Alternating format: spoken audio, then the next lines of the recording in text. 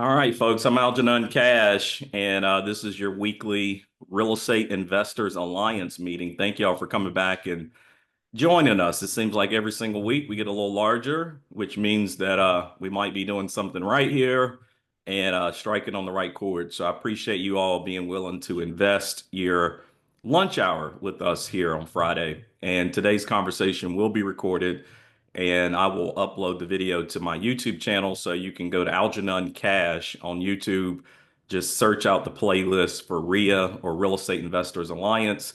And not only will you see today's conversation, but you will see all the conversations we've been putting together every Friday. So this has really become a sort of fun thing.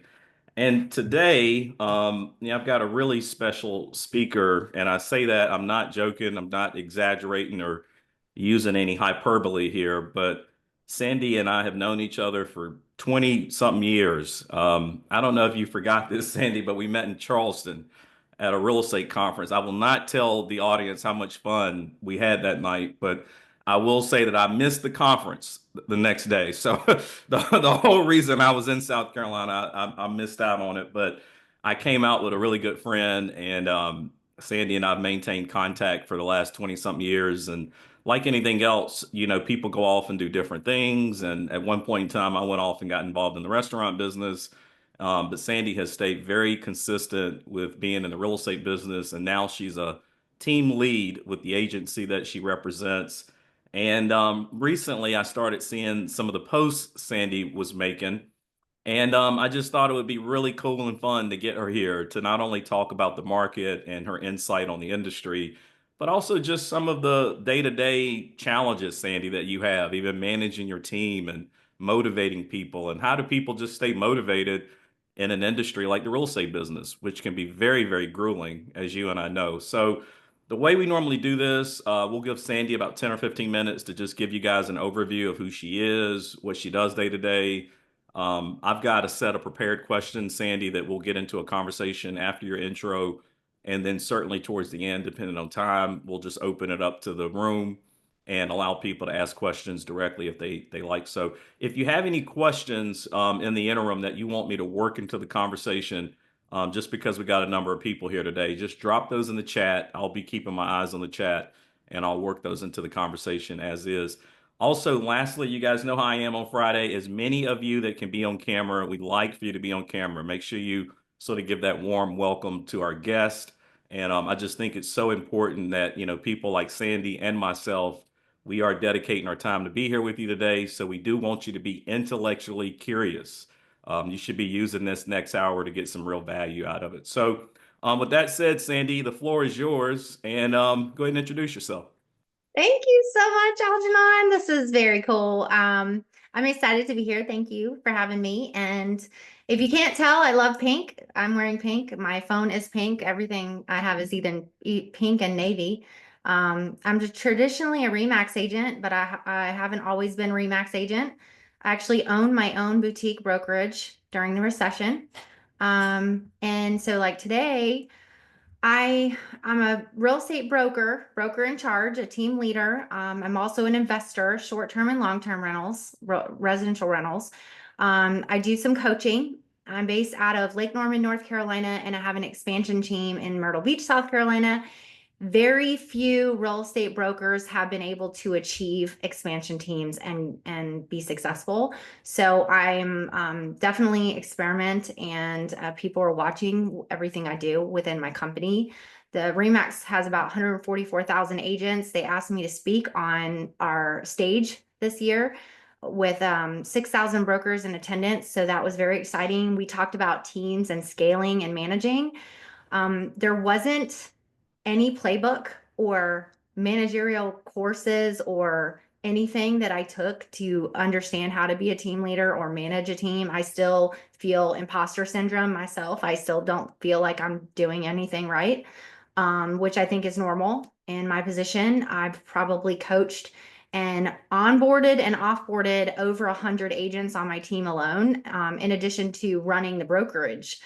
I have 26 years experience in real estate, 20 as a broker. I was a lender, worked for Bank of America, Wells Fargo, First Union. I also worked for a title attorney doing thousands of closings before I ever actually got into real estate. And I do have auto industry experience working internet leads.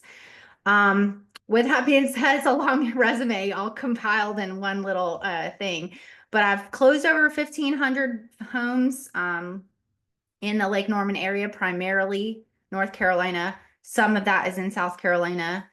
And right now, my team is cranking it. And even though it's a slow market, we're still looking to close over 125 transactions this year. We've consistently been between 140 and 150 for 7 years. And I was a partner franchise owner. I've recently given up the franchise to my partner because I do not want to be bogged down with that. That is not a moneymaker for me. Owning a Remax has not been helpful. I've learned a lot over the years by owning a Remax. I've had competitive intelligence on all of our industry. But I have closed about a little over $1 billion in real estate transactions in my career. So I wanted to take my what I have in my background, and I wanted to be able to coach agents and also make residual income. And my goal is to buy more rental properties and eventually phase out and sell my team in a few years. But I'm not going to get ahead of myself. I'm pretty direct, no fluff. I'm pretty sassy. I don't sugarcoat anything. Sometimes people quit because I'm so hard on them.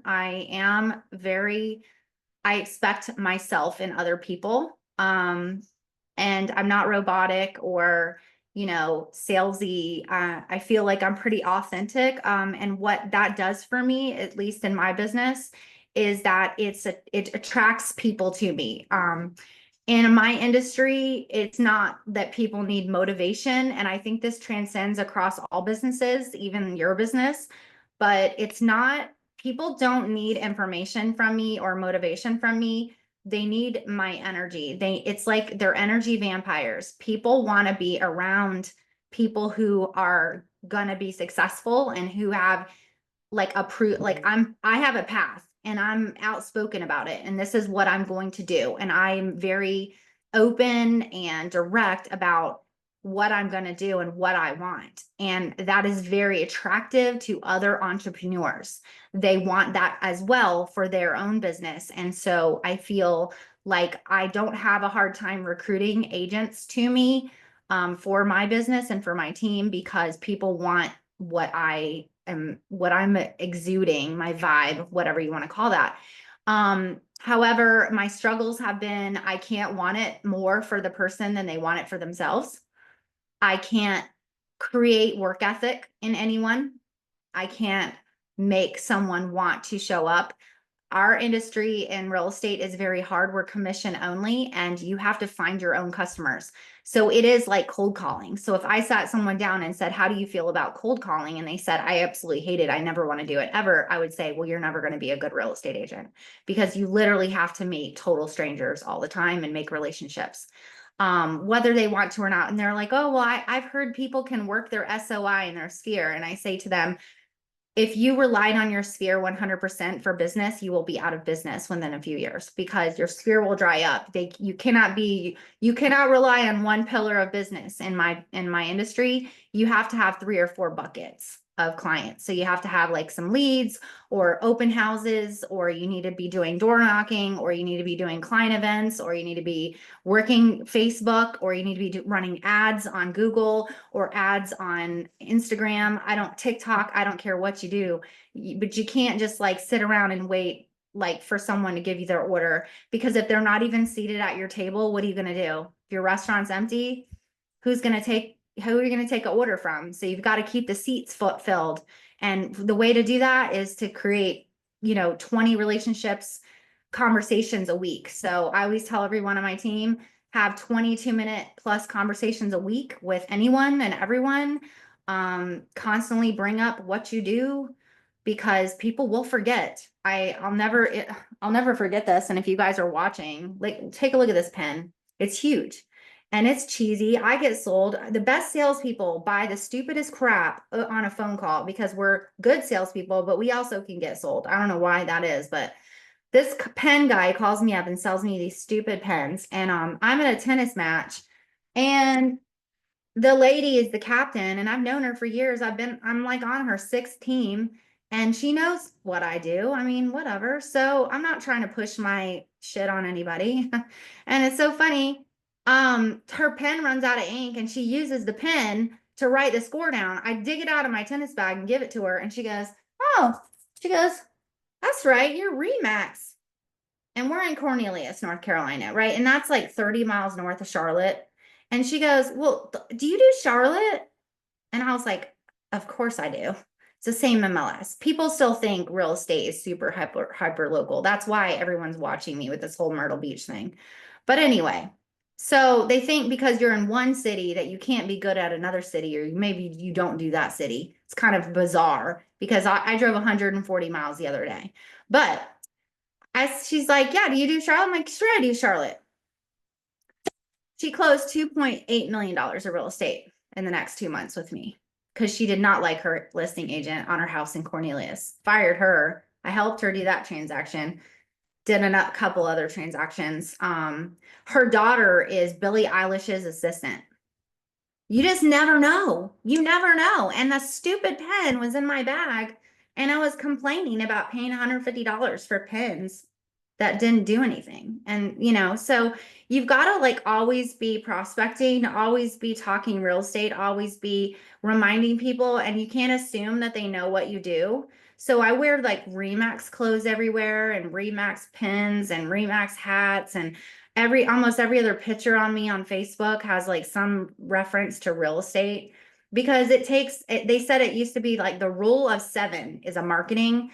That the Super Bowl came up with this because people needed to see your brand 7 times or 7 commercials before you recognize the brand. So like if I said, like a good neighbor, everyone on this call would end it, right? State Farm is there.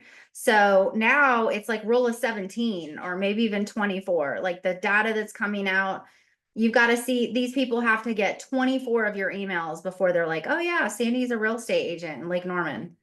So you can speed it up by meeting, emailing, getting their email, putting them on your contact list, and then Facebooking them, adding them to Facebook, adding them to LinkedIn, and then posting on all the platforms, because you never know, even with ages, different ages and millennials and Gen Z and whatever, you never know which platform they prefer. So it's like I use Metricool, Hootsuite. You guys can use these for all of your businesses, to post on multiple platforms and to just stay top of mind in people's faces. So that's I kind of run a giant machine. I have 3 staff at this point. We do 1.7 million gross commissions each year for my team. Sometimes it's with 9 people, and sometimes it's with 17. When I'm onboarding and people are leaving and people are realizing like, "Oh shit, I don't know how to do this. This is not good for me. And everything Sandy told me, I'm not willing to do it." Right. So then they go. So I have a bunch of people join at the same time. We throw them at the wall and see who sticks. It kind of stinks for me because I put a lot of time and energy and money into onboarding new folks, and I got to try them out. But you actually don't see someone's true character and how they're going to react until you pin them against the wall and tell them to make like 1,000 phone calls. They'll tell you they want to do it all day long, but telling you and doing are two different things. So I'm literally managing people and trying to excite them, keeping them motivated, trying to transfer my energy through Zoom because I'm not there in person all the time. So I'm trying to transfer my energy through Slack messaging, through I have them all watching my social media. So when I type frustrations and when I type happiness, they also see it there. I have group messages through like team platforms, all on all Facebook, Instagram, like we have group chats. It's a high touch business. And if they can't handle my high touches with them, they're not going to be able to handle juggling 150 VIPs in their database. So we push the use of a CRM to make the flow of communication a lot easier so we can watch what they're doing, see their calls, see their texts and emails, give them feedback. Not everybody's a marketer, not everyone's a salesperson or a converter. And I think it's important to know that. With regards to like real estate, how real estate's doing, a lot of you might have thought, oh, this lady came on here, she's going to tell me about North Carolina and South Carolina real estate. Airbnb market, and if you're an investor, Airbnb market, short-term rentals, there are 3,000 condos on the market in Myrtle Beach. It's bad. The Airbnbs went down from like 67, 78% occupancy to like 42, maybe. The nightly rate is gone down to like $121 on average. It's bad. So during COVID, no one could go anywhere. They all flocked to South Carolina because it was open and people were spending all of their money down here. They took their COVID money and their PPP and they bought condos with it. And now they're all suffering. The hurricanes happened here, the insurance went up, the taxes went up. The HOAs are trying to get compliant with the federal regulations, and they sent massive assessments to some of these old buildings. So some of these people are getting $18,000 bills for assessments on a condo they bought at the highest high of the high. And now the market is tanked for renting. So they're not even breaking even. So they're all trying to sell their places. In addition to all the boomers that are now dying and struggling with cancer and obesity and morbidity and all the things, they're all trying to cash out at the same time. So we're seeing a bit of a weird. So all of the investors that have any money right now that are hedge betting and they're trying to zap up all these condos. They're trying to offer. I'm getting offers on some of my listings. Like giving an example, $240,000 offer on a listing I have for $379. Blanket offers. They're not even filled out. It's just sitting in my email. Here's the offer for such and such. I'm pretty sure they're sending out 100 offers a day, just randomly trying to catch somebody that might have that much equity and is just so they don't want to go into foreclosure and they can't, maybe they lost their job and they can't qualify for an equity line. They can't even pull their equity out and they don't know what to do. And they're on the market for like 90, 120 days. Right now, the condos are averaging 145 days on market. So for sellers, that's a big slap in the face to go from 5 days on the market just a couple years ago to several months. We're seeing the same thing with the middle of homes in Lake Norman, Charlotte, and Myrtle Beach. The homes in the middle, so like first-time homebuyers flying off the shelf, anything under 350 or really 400 going multiples with over asking, no due diligence, no inspections because it's affordable at the rates right now for a renter to get out of a rental. But that middle market between like 500 and like 800 where people have jobs and have to qualify and it's not cash and it's a loan, we're not seeing hardly any movement because most of those sellers are locked into the 3% rates, so they have nowhere to go. The housing went up so high that a house that they would buy is not as nice as the house they're currently in. And we're not seeing any offers and we're seeing people really reduce the price. The list price to close price, I think I wrote it down. It dipped. It was up over 100% January 21, 2021, 2022.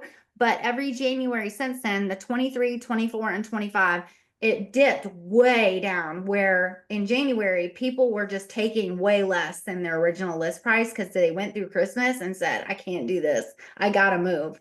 And so the list price, the close price was horrible. And now it's at pre-pandemic levels. We are exactly at, in so many graphs and charts and everything that I pulled for you guys, in both my markets, 3 MLSs, thousands of inventory, 6,000 listings in Charlotte, 6,000 listings in Myrtle Beach. It is the same amount of listings in both areas as 2020, January 2020, right before COVID was announced.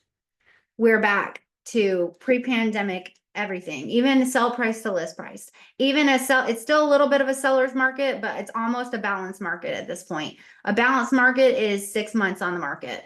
So we're whereas a lot of brokers are like, "Oh man, I don't know what I'm doing. This is the worst market ever." For me, it's just a normal market.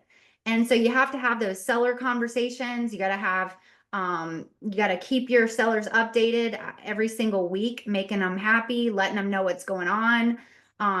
Setting the expectations up front, what's going on with the market, letting them know, because if they don't know, they don't know. All they hear is doom and gloom, but there's sales happening every single day and people are still moving.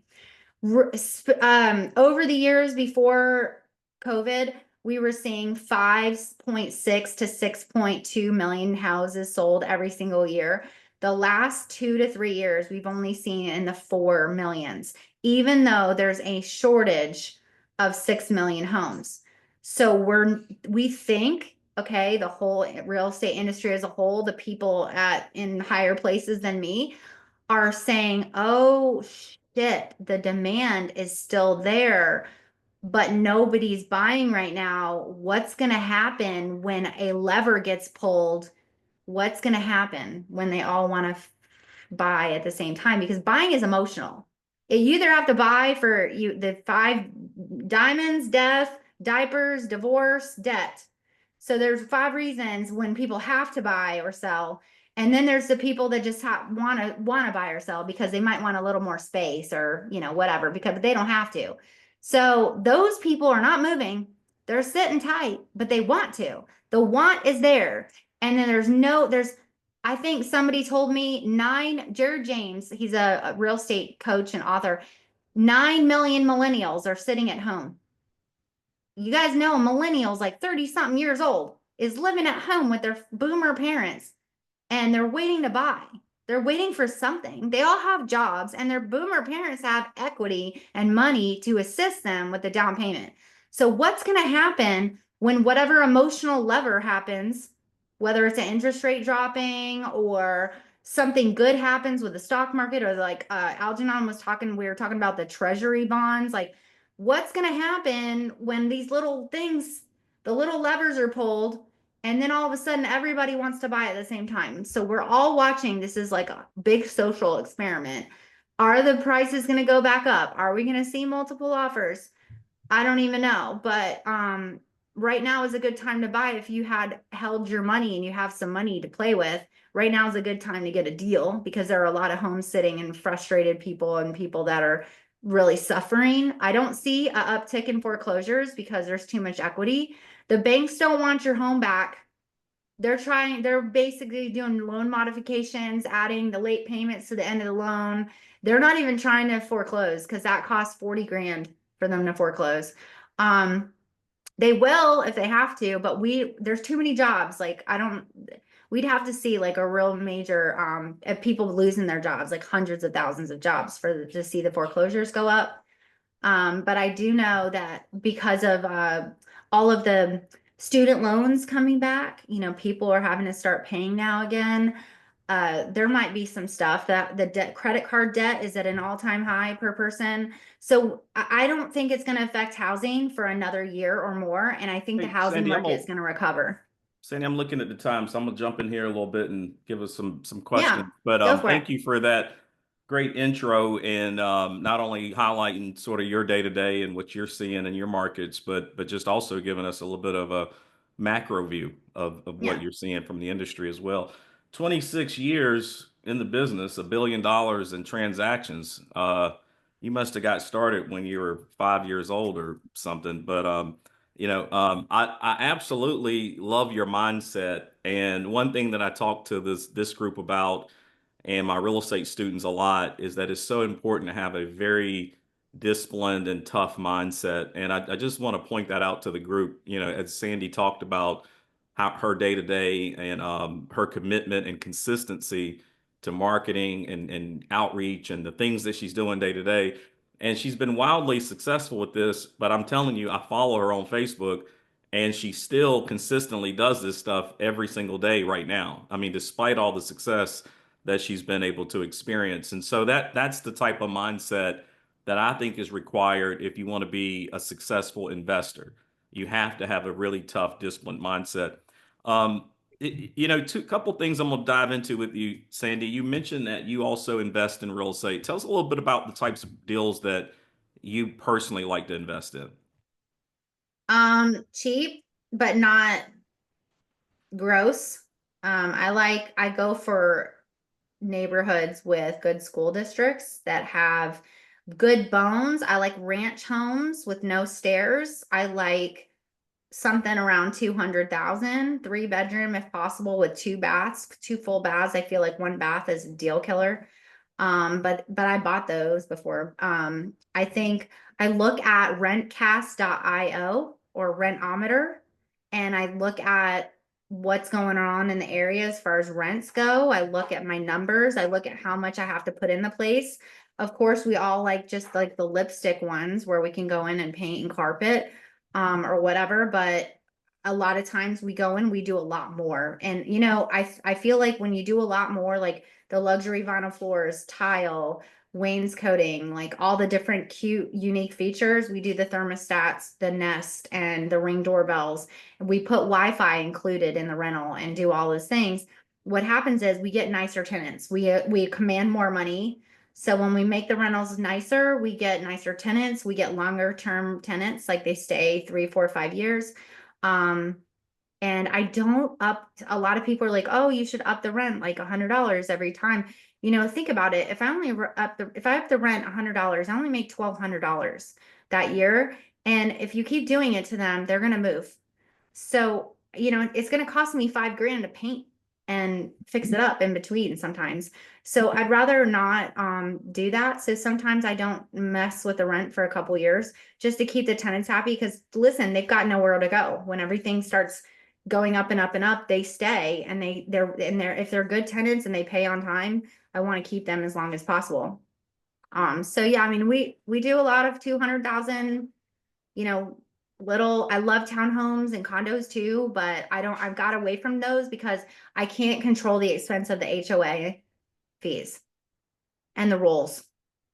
I like the point that you just made because I think sometimes people forget, Sandy, the turnover cost with property. I mean, whether you own apartments or you own single family residences, every time somebody moves out, there's a turnover expense. I mean, you got to get back in there and clean up and paint And a and whole do month. your, yeah, and you lose a month perhaps, or maybe longer, depending on what's going on with the market and your ability to get the unit retenanted.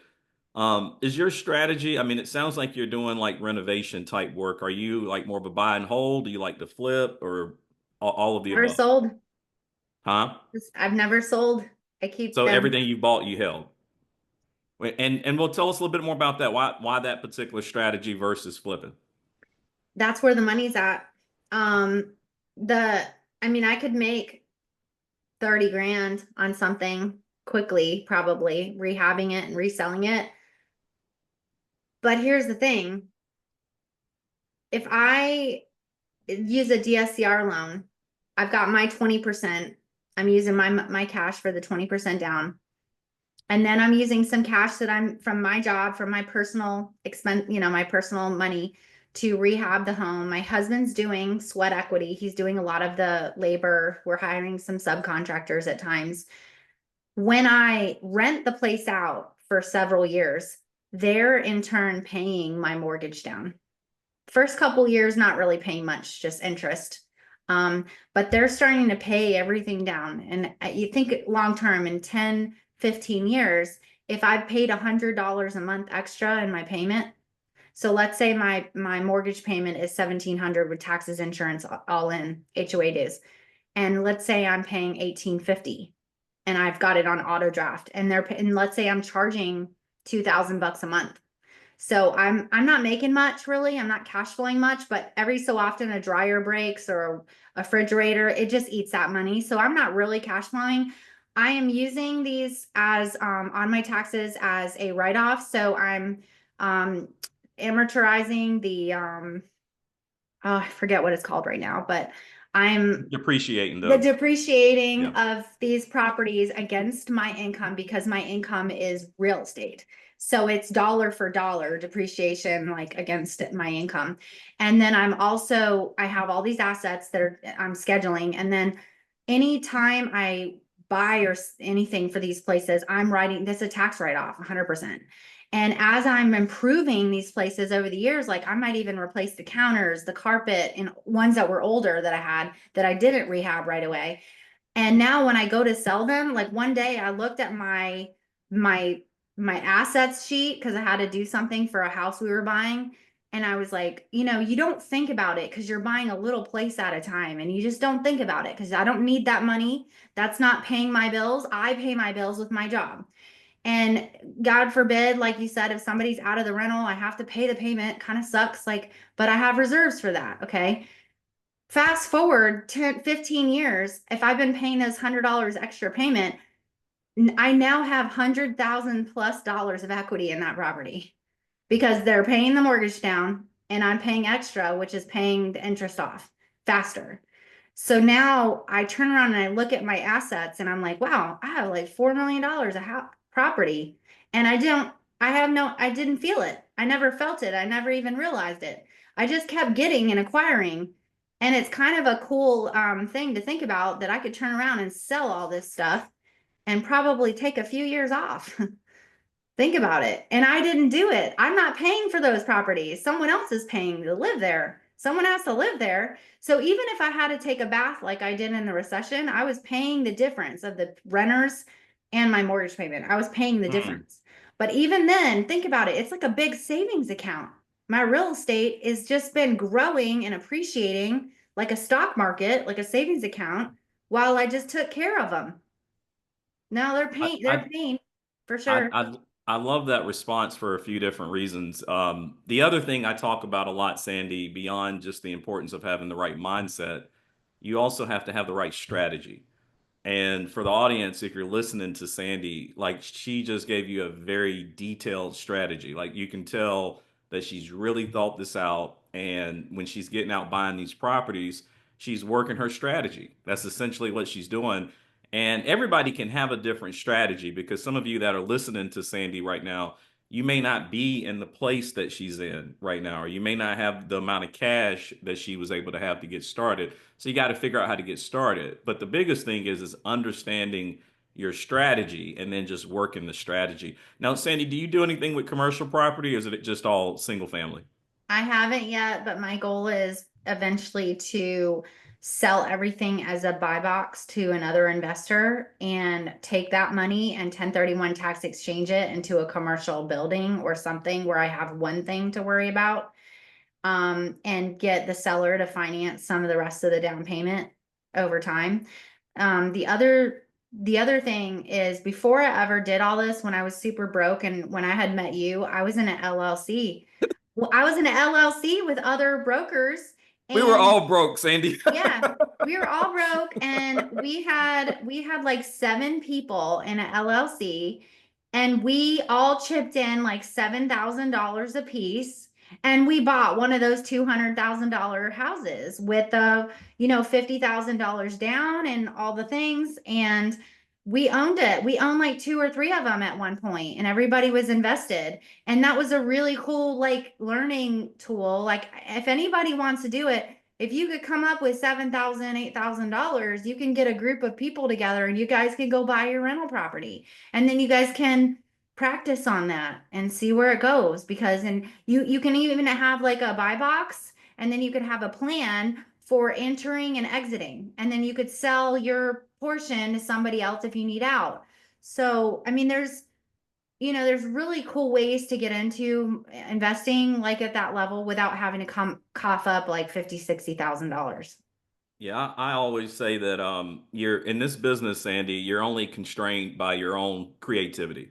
Mm-hmm. Because you can be so creative in how you do this. And when you and your husband's ready for that commercial property, I've got a few that you can take a look at. So Well, and there's hard money lenders too, and they'll give you like if you find a piece of junk and you go to the details of getting a contractor to quote out all the work to rehab it. If you find a gross house and you make a lowball offer, there's hard money lenders everywhere out there that'll make you 125%. They'll give you the money to buy it and also the money to rehab it as long as you pay them their 11% or 12% interest rate back within a short time period. It's a little risky. Yeah, but in terms of having a bridge to get to And where you then need to make, get yeah, to, and then yeah, making money, making like that 30 or 40 grand you make on that rehab. And then now you have your seed money to buy something without someone else's help. that's right. That's right. I've got a couple more questions for you, and certainly to the group. If you have any questions, please go ahead and drop those in the chat. I know you guys got some things that you would like for Sandy to comment on, even though she's sharing some great commentary already. Sandy, interest rates continue to be a little stubbornly high. You and I had a conversation several weeks back.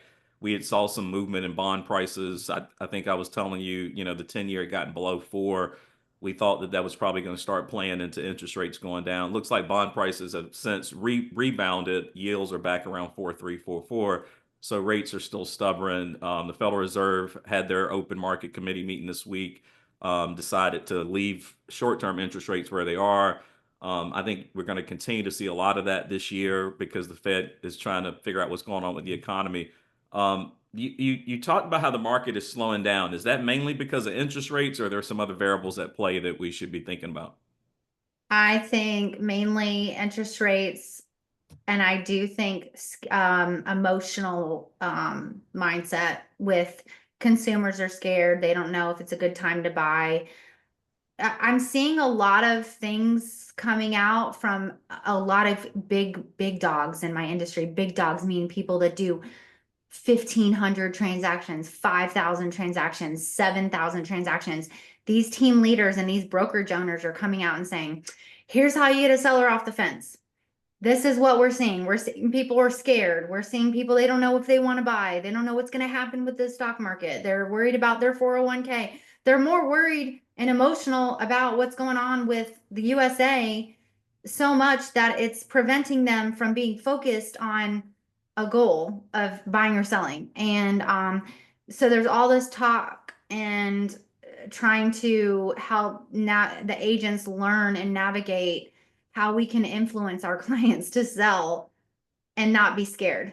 Like Hmm. just I'm getting emails like every single day, like how to do this and how to do that. Because believe it or not, I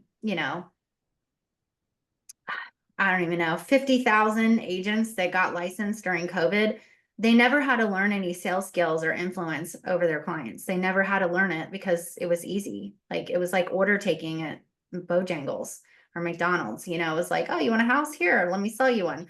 Now that things are normal and people have fear and they have time to think about it. So people, when you have time to think about things, you think about your clients, think about all the fears and the what ifs and all the things that could happen, and they want to bounce it off of you, and you have to absorb it and help navigate this for them emotionally and psychology. And these newer agents, they don't have it. The 4 or 5 year agents have nothing, and they are losing their minds, and they're freaking out. A lot of them are getting out of the business. That's a good point that you make. Again, because I've been more on the finance side for 20 something years. I remember, Sandy, when I first came in this business, we were refinancing people into 8.5% loans, and they were about to kiss me at the closing table because we had saved them so much money. And it's like now we're in this environment where people think, well, if I can't get a 3% or a 4% or a 5% loan, I can't make my deal work. And you can. I mean, you certainly can still make your deal work. In fact, right now, where we're seeing rates in that 7% range, 6, 7% range, is still very much historically low. I mean, you may have to put a little bit more money in if you're buying because you got to get your numbers to pencil out. But don't let this current environment tell you that this is you can't do a deal right now. All right, I see a couple questions coming in, Sandy. One of them was, can you touch more? And this is from Kenneth. Can you touch more on Airbnb properties in Myrtle Beach? What factors are contributing most to the decline? Is it the economy slowing down there, or are there like challenges with the municipality, or something else? Declining rentals. So here's the deal, and it's on every Facebook page ever. If you don't buy your unit cash, you're not going to you're barely breaking even. If you have a loan, even an 80, 70% loan, you're breaking even because the HOA dues, it'll blow your mind. Some of these buildings have elevators, hurricane insurance. They have insurance for like balconies, like all kinds of weird stuff. So the HOA dues in some of these buildings for like a 2 bedroom is $1,200 a month. And then you've got like, because they've got cleaning people, they've got front desk people, they've got huge parking decks with cracks in the like they've got assessments like left and right. All the insurance HOA dues are so high, and then you add in the cost. These Vicasa and all those management companies are going to charge you 25 to 40% to manage your rental, and all the linens and all the turnover in and out, right? So you add these taxes because in South Carolina it's a 4% tax rate. It's you got an investor tax rate. So add the taxes, the HOA dues increasing, the insurance increased on all the buildings, all these assessments to get the HOAs compliant federally. So there's a perfect storm here. Now these people are not breaking even. They're not renting them 280 days a year. They're renting them 180 days a year. And now they're paying for the unit to sit there, and they don't have the money right now. Their credit cards are maxed out to go use the unit, and they need to sell the unit. And then on top of it, and Algenon, you know this, how many people did ARM loans during COVID? Guess what? It's Yeah. 3 and 4 and 5 years now. And guess what? They don't qualify for the adjustment of the rate. They can't pay the new payment. And now it's worse than ever. So I have a condo and I have a equity line on it. Between the $850 HOA due, the extra insurance payment, 600 something times like 8, and then my equity line payment, I have a $250,000 condo. I have to rent it for 20 grand a year to break even. And I don't. I have to use it for myself and use it for write-offs to have team meetings. I don't even Yeah. break even, and I don't even owe that much on it.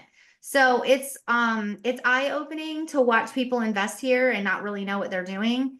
And the fees and expenses are so high. So you have to almost own a unit cash and not have an equity line payment even on it. And you also need to buy in buildings where the assessments have already been done and gone.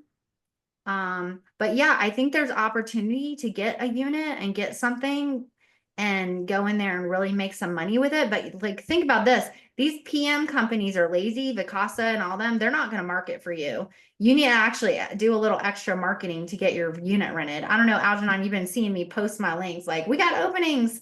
I'm trying to push my own unit out because my Evolved isn't doing anything. Do you just sort of a tag along to that, Sandy? Are you saying that you see a decline in short-term rentals specifically at the beach, or is that just All all over North beaches. Carolina, just in All general? over Florida, Georgia, North Carolina, South Carolina, the mountains. No one's traveling. Inflation, man. Hmm. Groceries are double, everything's double. I'm this is the first time I'm learning with y'all today. Yeah.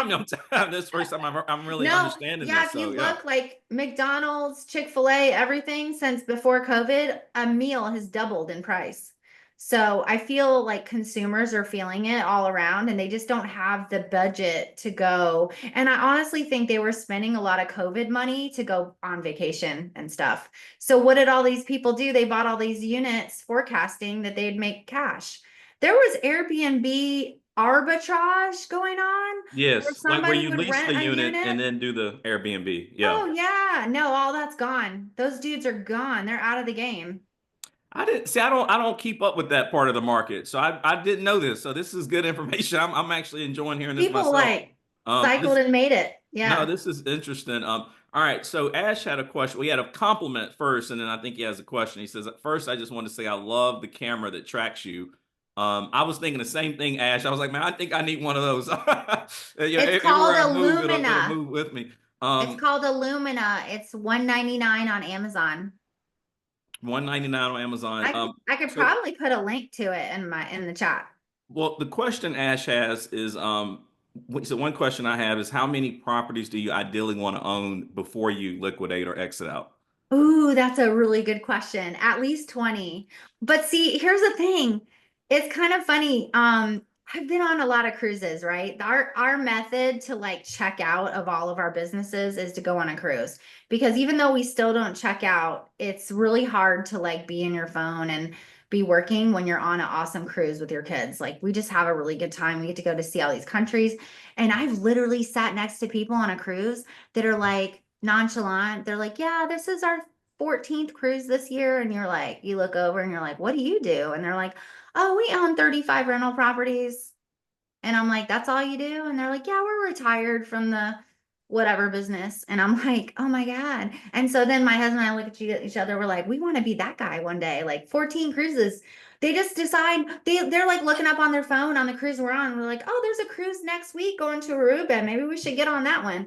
Do you think they care about the prices? They're not shopping, they're not trying to get a deal. They're literally, and then they're gambling the whole time, and then they've got all this free play money. And I'm like, what in the world? So yeah, like that's when I meet people like that, I'm like, they always have like 35, 50, 100 doors. I think whatever for me, it's whatever I can do to replace my current income.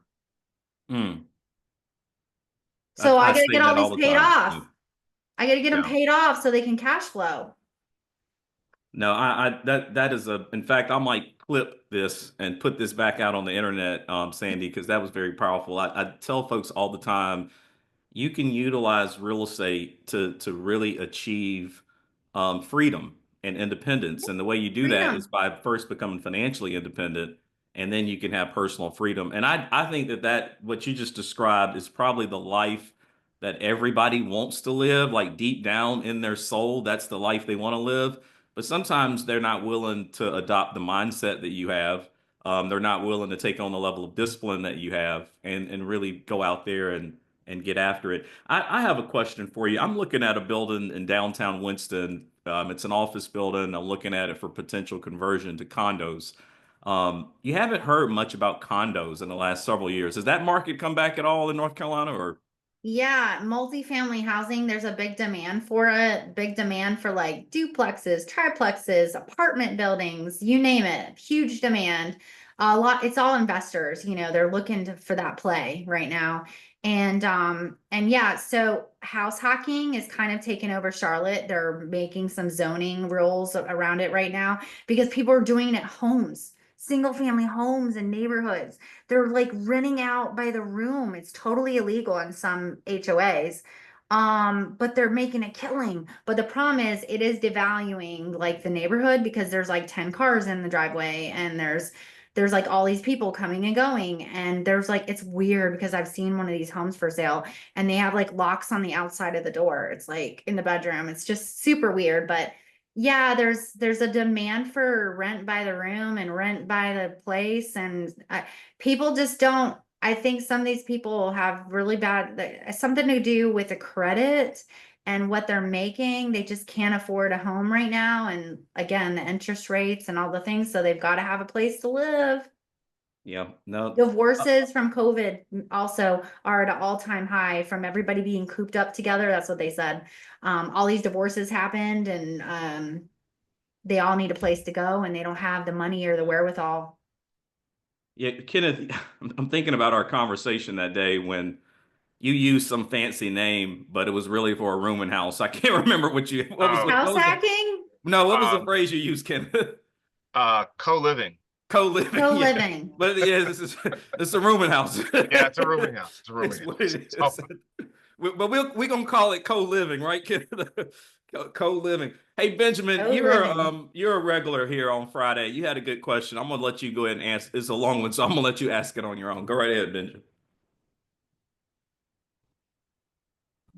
Sorry, I had to get my mute off. Someone I'd really like to get into doing some flips. I'm actually a licensed general contractor, so I have the ability to do the flip in-house with my contacts. I'd really like to get into it. How do I find deals? And then as far as hard money lending, how do I actually find somebody that's not gonna try to screw you and take advantage of you? And I understand they've got to make their percentage. I'm not talking about that, but what's your advice as far as getting started with finding the flips and then finding the hard money to get started? Okay, so right now you can even find them on the MLS because they're like 300 days on market.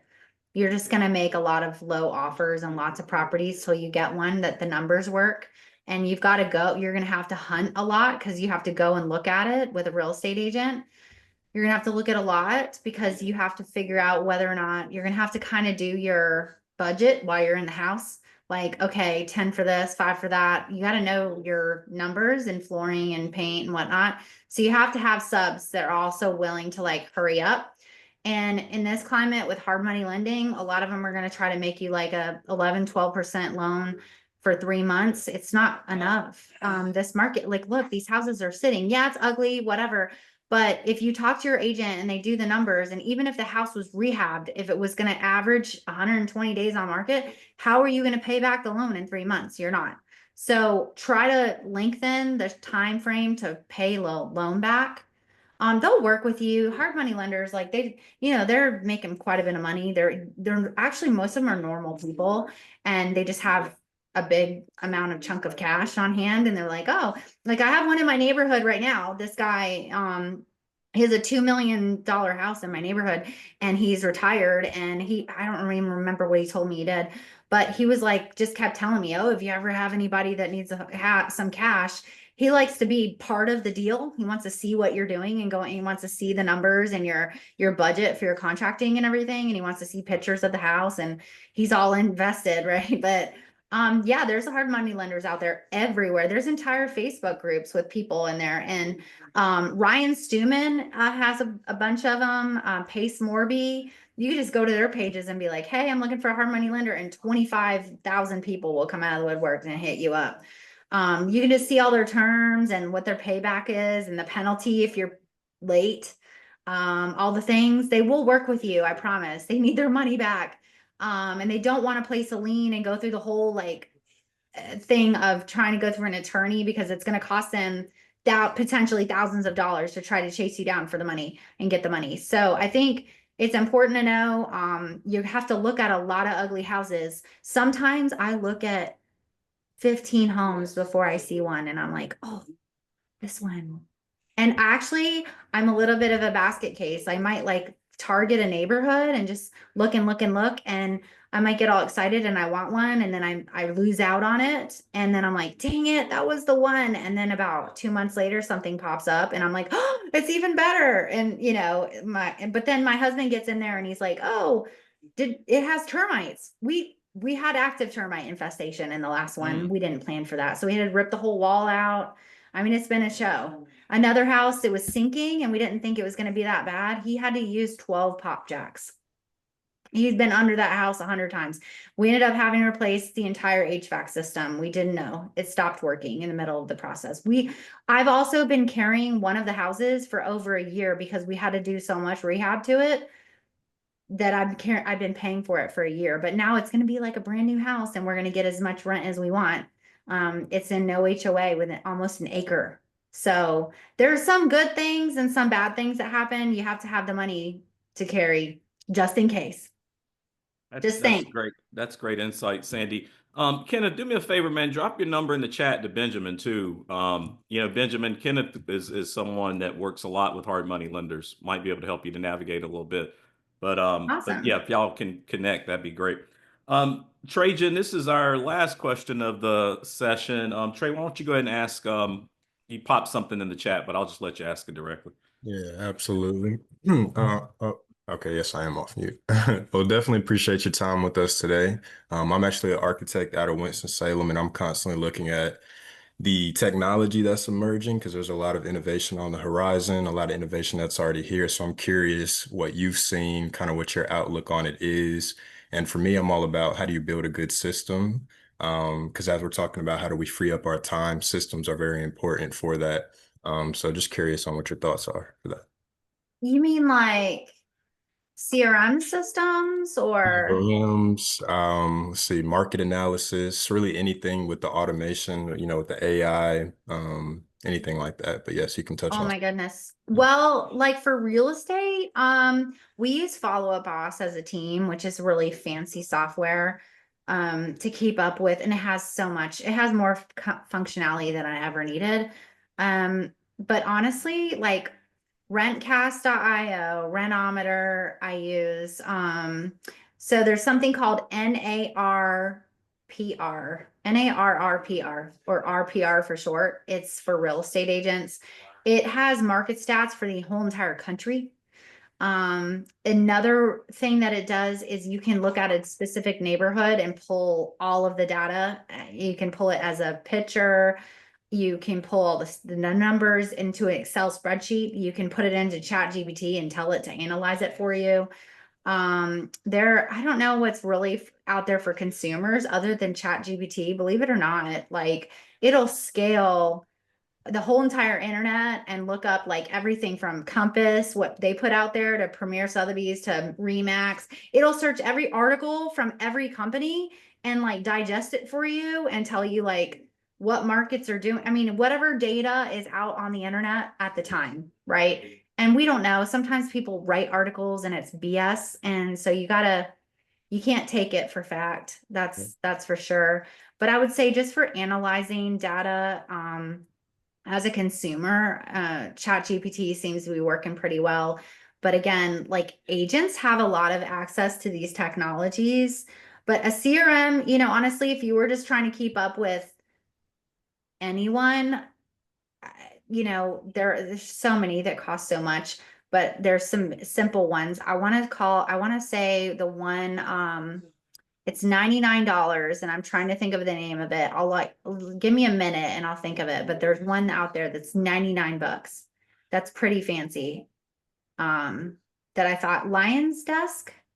Maybe that's what it was, Lion's Desk. So you can actually keep, if you were like targeting sellers of properties or FSBOs, or you're trying to buy, like, We Buy Houses are normally not real estate agents. They're just regular people trying to find a deal, trying to find someone who's suffering, trying to buy their homes from them, and then looking for hard money lenders to front the cash.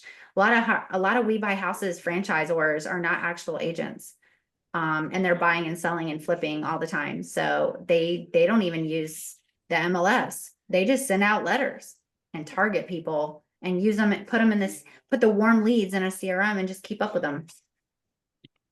Also, I saw in the chat that if you guys want to take a look, Kenneth is adding some comments there too. I think he said perplexity.ai is a good one. Also, monday.com. I use monday.com and can personally say that that one's a pretty good one as well. For many, many years, Sandy, we all use Salesforce, but now that I don't have as many people to keep up with and manage any longer, we don't do Salesforce as much, but monday.com seems to be a good supplement. Sandy, thank you so much for today. This has been a really, really good conversation. I think my audience or the members certainly enjoyed hearing from somebody that's so active in the market, whether it's selling the real estate, investing in the real estate. I think they appreciate your sassiness. You're the first guest speaker to cuss at the RIA meeting, so I'm certain that they just really, really enjoyed this lunch hour with you. We'll have to get you back in here again. I think you will be certainly one of the people that is requested to come back. And as always, go right ahead, give them some closing I've remarks. officially tainted your podcast with my cuss words. Yes. I'm gonna have to put a rated R label when I upload this to YouTube now. But no, this has been really good. I'll send you a link of this conversation. For the audience, you guys know I like to get you out of here on time. We promise to just hold you to a lunch hour. Real quick, for some of you that wholesale real estate, you may not be aware of this in North Carolina. There is a bill that's going through the North Carolina General Assembly that is going to change the rules and the policy around wholesaling real estate. You will be required to have a real estate license in North Carolina to wholesale real estate. And I think from what I understand from talking to some folks in the General Assembly, this bill has a lot of traction. It does look like it's going to possibly pass. I would doubt that the governor, being a former AG, he's probably going to sign it as well. Tony Robinson is a local guy. He's very well known in the real estate business. He's wholesale, he flips, he buys and holds. He's also a real estate coach. He's built a multi-million-dollar portfolio over the years. I've had the honor of knowing him for about 10 or 15 years. Tony is actively working on the issue in Raleigh. I'm trying to get him as a guest speaker next Friday to help you guys understand some things about this important rule change that's going to happen. He's not confirmed, so I'm going to be working on that between now and early next week. Keep in mind the following week, which is May 23rd, we will not have a meeting. My birthday is on May 22nd, so I will be out for that weekend. And then most likely the following Friday, we may not meet as well just because of Memorial Day. So we'll have a couple of weeks off. But yes, you guys should go educate yourself. This is why I'm telling you all the time. educate yourself, be aware of the news, research, because there are important things that are happening in Raleigh in this legislative session that could impact the way that you want to get into the real estate business. So make sure you go check it Algenon, do out. you know when that could potentially go into effect if it does pass? I don't think they've set I've not seen a date for effectiveness yet. I just know that the House bill is set to clear. It looks like the Senate's going to support it, and I know there are some members of the real estate lobby that's trying to work against it. But from what I understand, the realtors agents, the North Carolina Realtors Association is in favor of the bill. So the North Carolina Realtors Association is a big lobby group. So for them to be in favor of the bill, I think that there's a good likelihood that the bill is going to go forward. So if the bill does go forward, when it is enacted, you will be required at that point to have a real estate license to wholesale real estate. From my Hey, understanding, this rule has been put in place in some other states around the country already. Real quick, hey, Teresa, because I'm two yeah, minutes yeah, over here. yeah. So the whole thing with the bill that makes it a bad bill is they're basically saying no one can sell their own house unless they use a real estate agent and are going to they will be forced to pay commission fees. Yeah, So and the triad I'm sure RIA the is North very Carolina much Realtors against it. Association absolutely loves this. Okay, so from my understanding, the realtors are behind this, and Yeah, of course they the are. realtors is certainly one of the largest lobbying organizations, not only in the state of Mhm. North Carolina, but in the entire country. So I would, if you're a wholesaler, you might want to go ahead and start researching real estate classes. And it's not that difficult to get your real estate license, to be honest with you. I mean, you just go to class Yeah, and take the test, and then you got to find a place to hang your license, and you're still fine. So don't let something like this tell you that you can't keep active in the industry. Just yeah. go out I and get got your license. mine, so Well, I know you've already got your license. I mean, Sandy, have you heard anything about this at all, or is this all news Oh to you as my well? goodness. Yep. They did it. They already passed it last year in South Carolina, and there's still a bunch of wholesalers doing it anyway. It's super illegal. They're going to crack down this year. They don't want that. It's because wholesalers, they feel like they're taking advantage of people, and at least real estate agents have a code of ethics. Mm. You shouldn't be like talking someone into selling their property at a low price and then stacking a profit on it and trying to resell it on Facebook for whatever else. So there was a lot of lawsuits happening. That's generally what's going on is people were getting screwed out of their equity. Well, again, just to reiterate, in fact, I've got Representative Jeff Zinger. He's coming on my radio show in about 2 weeks. He is one of the sponsors of the bill, so he's the one that's pushing it. And from my understanding, this thing is on a glide path to pass in Yeah, Raleigh. So. usually it happens here first and then there second, and it's already passed in South Carolina. So Yeah, and if it's already passed there, then it's a foregone conclusion that we'll pass it here in North Carolina. Again, sorry to keep you guys up. We're running a little bit over, but everybody have a great weekend. Sandy, thank you so much. I'll get this video up, and if anybody wants Sandy's contact information, drop me a note, and I'll be happy to share it. All right, thank y'all. Have a great weekend. Yeah.